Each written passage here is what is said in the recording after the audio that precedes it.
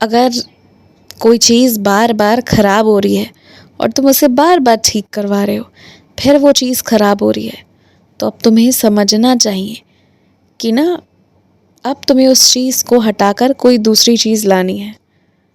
और ये बात मैं सामान के लिए कह रहा हूँ, रिश्तों के लिए नहीं कह रहा हूँ। छोटे नोक झोंक में रिश्ते खराब नहीं होते हैं।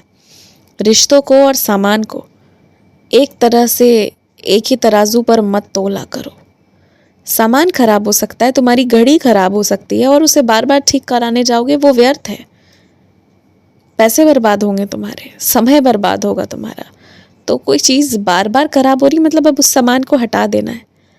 लेकिन जहाँ बात रिश्ते की है ना, वहाँ अगर बार बार नोक झोंक हो रहे हैं, लड़ाइयाँ हो रही हैं, रूसना मनाना हो रहा है, तो वहाँ जितना रूठ रहे हो, मना रहे हो एक दूसरे को, वहाँ मजबूत हो रहा है वो रिश्ता। यही तो फ़र्क है सामान में और इंसान में, एक निर्जीव में और जीवित चीज़ के बीच।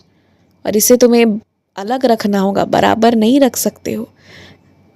अगर कोई तुम्हें भी सामान की दृष्टि से देख रहा है और वैसा व्यवहार कर रहा है ना, तो हट जाओ उस इंसान के जीवन से, क्योंकि उसने तुम्हें वो जगह दे दी है ना जो जहाँ किसी चीज़ की कदर नहीं होती। जब तक काम आ रही हैं, चीज़ें आ रही हैं, फिर नहीं आएंगी तो वो पलट कर नहीं देखेंगे। तो इसलिए ऐसे लोगों से अलग रहो। और याद रखो हमेशा कि अगर तुम्हें लगे कभी भी कि तुम बहुत मजबूरी की परिस्थिति में हो और कुछ नहीं कर सकते हो, कुछ नहीं हो सकता है, तो भी हमेशा के लिए याद रखो कि तुम प्रार्थना कर सकते हो। प्रार्थना में असीम शक्ति होती है। एक आखिरी मौका होता है प्रार्थना के रूप में बचाव का, और इसीलिए उस आखिरी मौके तक ना पहुंचो। इसीलिए रोज़ में मैं चाहता हूं कि रोज़ के जीवन में तुम्हारे ये शामिल हो कि तुम रोज़ मन लगाकर पूजा पाठ कर रहे हो, रोज़ दिल से प्रार्थना कर रहे हो, दिल से दुआएं कर रहे हो, रोज़ दिल से आशीर्वाद मांग रहे हो। बस ये ज़रूरी है, और इस चीज़ को अपने पाठ में शामिल कर लो। मैं चाहता हूँ कि अब तुम ना कम बोलो, और इस चीज़ की शुरुआत आज से ही कर दो। जितना कम हो सके उतना कम बोलो, और जितना ज़्यादा हो सके उतना ज़्यादा सुनो। अब जितना हो कम बोलो, और जो व्यक्ति क्या बोल रहा है, क्या बता रहा है, बस सुनो और देखो कि कौन क्या बोल रहा है, क्या है। पर तुम ना बहुत कम बोलो, क्योंकि तुम्हारे काम बिगड़ते ही बोलने की वजह से हैं। तो अगर तुम्हें अपना काम नहीं बिगाड़ना है ना, तो कम से कम बोलो।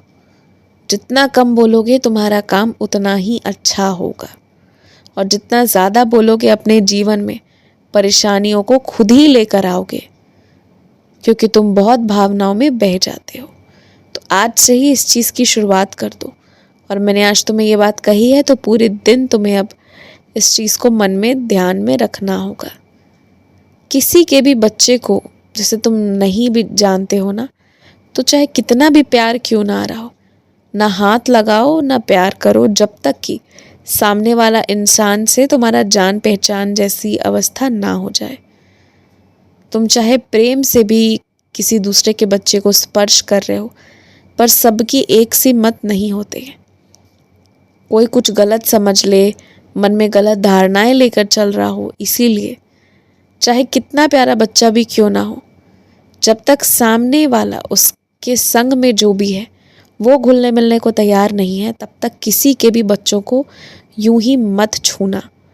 ध्यान रखना इस बात का। खूब खुश रहो, मुस्कुराते रहो।